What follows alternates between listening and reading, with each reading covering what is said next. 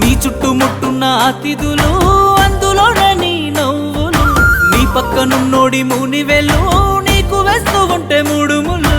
చూడలేక నేను చచ్చి బతికానే, కన్నీటి అక్షింతలేసానే. బాగుండాలమ్మా నువ్వు ఎవరితో ఉన్నా, ఈ బాధే చాలమ్మా బ్రతికేస్తా ఈ జన్మ. బాగుండాలమ్మా నువ్వు ఎవరితో ఉన్నా, ఈ బాధే చాలమ్మా బ్రతికేస్తా